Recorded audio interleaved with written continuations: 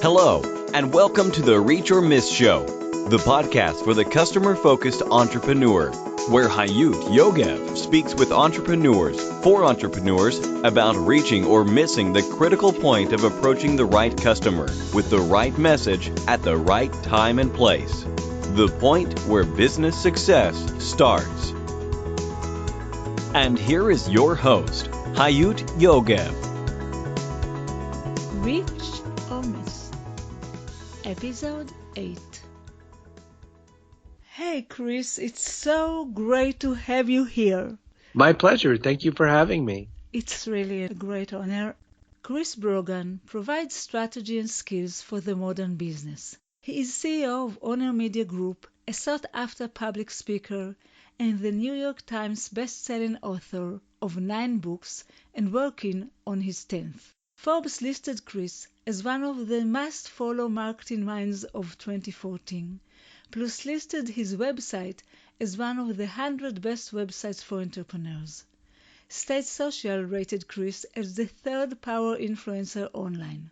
Chris lives in northern Massachusetts. His better half is Jacqueline Carly, and between the two of them, they have 3 kids. I just shared with our listeners what you actually were doing until now. Can you please share with us what are you doing and most passionate about today, and where are you heading? Well, thank you. That's a great question. I'm really interested, and I have been for many years, in one way or another, about how do companies use technology to drive better human interaction. I think that a lot of times we focus on the wrong part. We focus so much on all the various new channels, all the new technology, all the new ways that we can automate and disassociate sometimes from our customers. And I think at the same time, what we really want in life is we want to be seen. Customers really want to be seen. They want to have the sense that people understand them. Meanwhile, what the business really wants is they want people to love what they sell. So to me, the challenge isn't really ever about the channel. The challenge is about helping a customer feel like they're getting what they want and delivering that. So what I work on are ways to help out companies and individuals with figuring out that. How do we drive business with that in mind? I love it. What's about your concept or beliefs on the way a startup or entrepreneurial business should find and approach its customers? I guess it will be related to what you just told us. And give us your best advice about approaching the customers. I think that if I were to give the best advice I could have for a startup or entrepreneurial person is to always design forward from the customer. A lot of times when we're thinking about being a startup, we maybe run to our office or our kitchen table or our garage or our coffee shop with our friends and we say, what can we design? What can we create? What can we make? We need a bot, because this week everyone wants to make bots. And, yeah, sure. Or next week it'll be, we need virtual reality or something. But what they don't ask is, what does a customer want in this moment? And how do we give them that? How do we deliver something that's going to be great for a customer? So for instance, we all have had that experience when we dial a business telephone number and then we get, for English, press 1, for Hebrew, press 2, for, Arabic, press 3, and it just goes and goes. And we lose our mind because we just want to talk to somebody. And the reason those systems exist is because it's very expensive to have someone waiting to take a phone call, especially if the information is really simple. And yet the design of those services is built without the customer in mind. It's just sort of built random and usually as if someone were forced to sit down and come up with the questions. So I think that I would take a big piece of paper, like real live paper, a real pen or pencil, and I would start with a circle in the middle and say, this is my customer. How do I get them what they want and what's my role in it? And how do I make this the best possible way of delivering this? And I look at very specific metrics and methods for that. For instance, I'm always looking at how do we improve velocity, like the speed of delivery? How do we reduce friction what keeps them from getting what they want? And then a third one, which is a little strange for most, how do we also add connectivity and communication to this so that the customer feels like they not only can talk to people at the organization, but maybe even talk to other people who like or buy the same things the customer is buying, so that they can have that sense of built-in connectivity to other people and not feel alone when they make their purchasing decision. So if you should wrap it all together for one sentence advice, how would you say that? I believe that a business should really look to be helpful first, and that they should think in the terms of, is this simple? Is this smart? And is it shareable? And I think that's probably the way I would look at it. Great. And I know you had a lot of successes. However, I want to start with the failure. So what is your biggest, most critical failure about customers or with customers, the one that affected your entrepreneurial journey the most? Oh my gosh, I fail every day. So, Sure. such a little option. All of us. Yeah, my biggest ones, I guess. Anytime I try to design from my idea or my arrogance or my ego, that usually fails. So when I say, this is what customers will want, that's when I fail, because I believe that I know what's best, just like a parent. I am like on the plate, I am like broccoli, and it would be great to eat more broccoli. Your body wants more broccoli, most people. And, your body says, I would feel so much better if you ate that. But broccoli is not sexy. And sometimes people think they want cake, So I have to deliver broccoli cake if I'm going to help my customer. So my big failure, for instance, I launched a project broccoli where cake? No. Yeah, I call it you hide the broccoli in the cake. Okay. But when I make that joke, sometimes people think that's the most horrible thing, and then I always tell them, well, there's things like zucchini bread, so there's precedent, and there's carrot cake, so there's precedent. We hide food like that. So my biggest failure was I started a bunch of little private online communities that I thought everyone was going to love. I started one for health care stuff. I started one for nonprofits. I started one for real estate. And I had other people try to run them and be the face of them. And I failed horribly. I spent so much money and lost it all. Because just asking someone to run the community doesn't mean they know how to be a good community leader and how to help people really connect inside those groups. But it came from, a very general experience of not working from that side of the fence of this is what might benefit a customer. Everyone is so smart. I know some people in the startup community in Tel Aviv, for instance, and they're all so smart. Well, because my former boss and mentor, Jeff Pulver, spends time with Yossi Vardy. The breakfast with him. Yeah, exactly. Yeah. So I know those people, and I've had the pleasure of sitting with Israeli startups a bunch of times, and I know you speak to more than just Israeli, but I know that's kind of where you're based. But the experience I have many times with those people, many times with different people, young, excited men and women who tell me about their great product, is they've developed a product they know how to create, but they haven't necessarily developed a product that anyone asked for. And I think that's the big challenge. And I think it's, how do you take your wizardry and your youth and your brilliance, or sometimes your age? I love older people in startups way more than I love younger ones.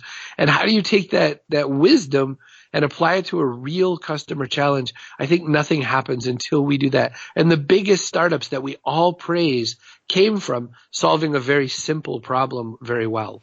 That's right. And now I want you to tell us the story of your greatest, most significant success as a result of the right customer focus, or something you did right about approaching your customers. I don't know that I've had my greatest success yet. Till now. I love it. I love it. Maybe today is my greatest success because I spoke with you, but I feel like... Thank you, Chris. I feel like I have not really had my greatest success. I'm known for a lot of things. I've won some awards, like a best-selling type book and all that. But I think my greatest success will be when thousands of people say, you've really changed my business and you've changed my life, and I feel like I could do things better because I followed what you gave me for advice. And that hasn't really happened in a great volume yet. I guess I'm still waiting for my parade. I must say that I've been changing quite a lot of things just from listening to you in the social media marketing world. We met there and also reading your stuff. So I think there are a lot. I don't know if they're always telling us about that. Well, thank you. And can you recommend the best, most effective technological or digital tool that's related to customer-focused marketing or sales? It's a great question. I think it's a difficult answer because I think that what customers most want is so unfortunate for a business, meaning a customer wants to contact us however they want to contact us. That might mean that they want to call us on the telephone, which is, who really wants that? Nobody. But a customer might. And it might mean that the customer wants to send us a Facebook Messenger message or a WhatsApp message or a text message, or they might want email. And I think that because all those channels require attention and perception, they might tweet us something. They might tweet that they hate us. And there's nothing worse than, 2 or 3 days going by without someone answering that tweet.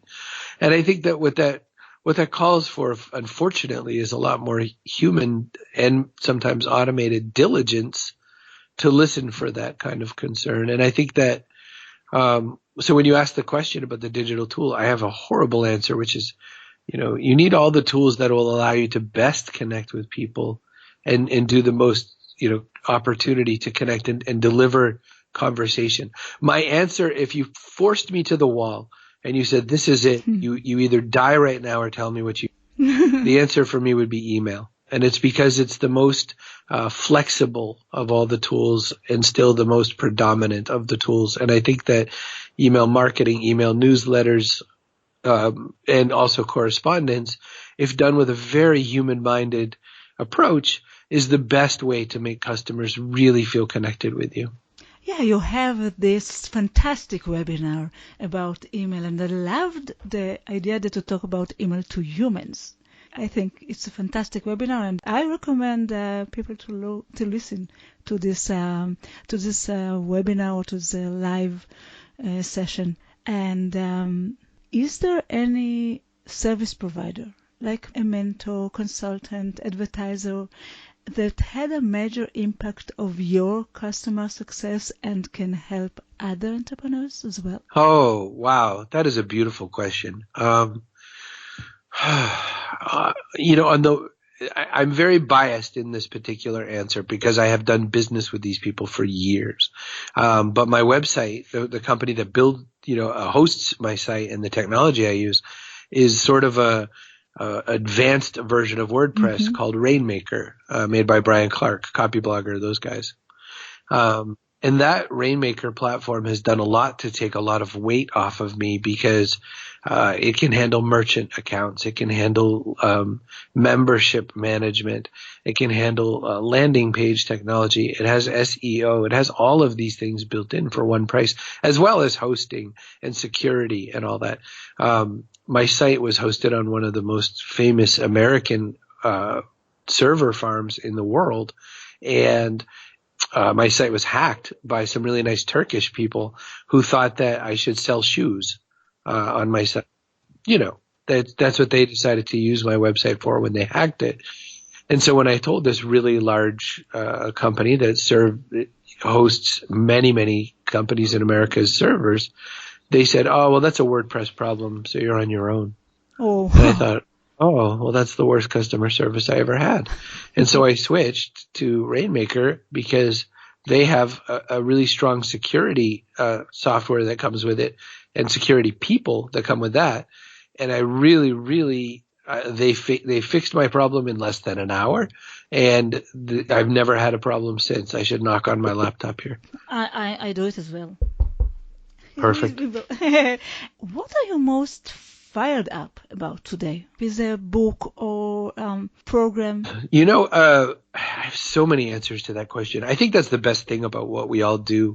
I think that the best thing that we do is we can go out and explore many things. But I'll answer video blogging. I really have been enjoying just taking my video camera and going out and trying to make stories with it. And right now, what I'm doing is I'm trying to cover learning the literacy of it. But I think that this is a requirement that most business people are going to have. We're going to have to be able to tell our story in a visual way, or we'll fall behind. Do you want to tell us the name of your video blog? Oh, sure. You could find it if you go to youtube.com/Chris Brogan. And, I promise you won't go, wow, this is amazing. But you will say, oh, this is how one business person is learning a tool. And I know I need to learn it. So maybe I'll try to. Great advice. Chris, I would like to thank you so much. And I would like to invite our listeners to leave us any comment or leave you any comment or any questions that you have for Chris. We will be happy to pass it to him. We would love to hear your feedbacks about this interview. And thank you so much for being here. My pleasure. It's such an honor, and I'm so grateful. Thank you for taking the time. Thank you. Bye-bye, Chris. And for you, our listeners, until next time. It all goes down to this. You either reach or miss. Keep reaching your goals and visions. Bye. Thank you for listening to the Reach or Miss Show, the podcast for the customer-focused entrepreneur.